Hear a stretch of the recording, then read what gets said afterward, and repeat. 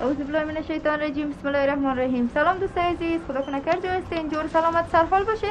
دوستای عزیز، ما آمدیم کابل قلعه زمان خان. خانه یک مادر قهرمان ما که خودش بیوه می باشه و 3-4 تا یتیم خود سرپرستی میکنه. دوستای عزیز، بیاین که دست بیوه و نیازمند یتیم بگیریم که خداوند متعال دست ما را بده. بیاین که یک کار کنیم، کار بنیادی کنیم، کار نکنیم که یک بار مصرف باشه.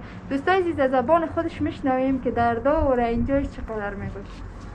سلام مادر جان، خوب هستی؟ خوب هستی جانک جور است. خوب هستی؟ زنده باشی مادر جان. مادر جان شوهرت کجاست؟ شوهرم فوت کرده. چند سال میشه؟ 8 سال میشه شوهرم فوت کرده. چند تا اولاد داری؟ 4 تا دختر دارم، 2 تا یک بچه. 2 تا دختر مرسی شده، 2 تا یک شده خانه است. باز بچه چی کار میکنه؟ بچه که یکیش کراچیوانی میکنه، یکیش قلم مفروشه.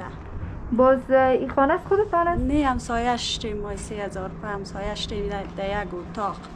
بازی خرچ خانه، مصرف کرای خانه از اولادای اینا رو کی میکنه؟ این دیگه اون بچه که یک چیز میکنن اون امور به یک قسم پوره میکنین. میال 6 ماه کرای خانه سر ما چپس نداریم که بتیم شه.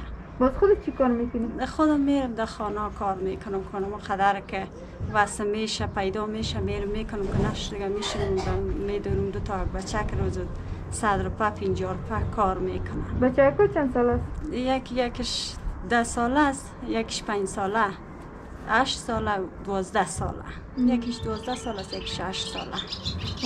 خاله جان، باز خودت در خانه که کار میکنی، روزانه کار میکنی یا نه هفته‌وار کار میکنی؟ برات میشه چیزی نمیشه؟ خب میشه روز که کار پیدا شود که برم یعنی کالا بشویم یا پاکاریشو نکنم روز یک ساعت 1.5 ساعت میتن مکنش دیگه باز هیچ میایم پس خانه خلاص. خاله جان، آرزوی چی را خودت داری؟ این آرزوی زمین داریم که یک نان ما یک چیز پیسه کمکت ما شه که آرزوی 5 وقت 3 وقت نان ما یک سرپرستی ما جور شود دیگه. چی میتونه داشته باشه آدم غریب؟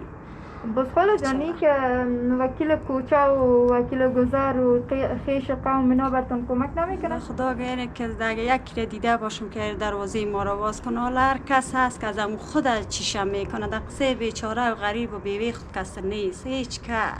قبل شوهر چی کار میکرد تو وقت که زنده بود؟ شوهرم غریب کار بود، کراچیوان بود، در شهر کراچیوانی میکرد. از قبل هم تو زندگیتان بود؟ بود خوب بود دیگه، از حالا که خوب بود، نفقه ما را پیدا میکرد. حال خب بیخی دیگه تو وضعیت ما شد برای یک لقمه نان خود ایران ماندیم برای شب و چاشت خود. او وقتی که زنده بود خب پیدا میکردم نفقه ما را.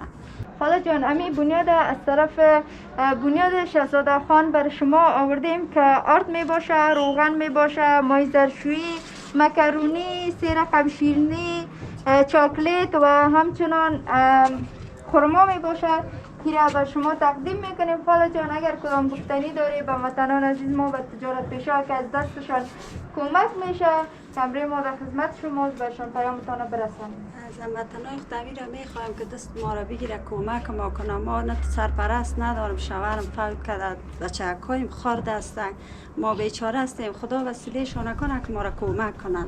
ما از پیش شان میره میخوایم کمک کنن دست ما را بگیرن. نگرمی خواهش از شان دارم.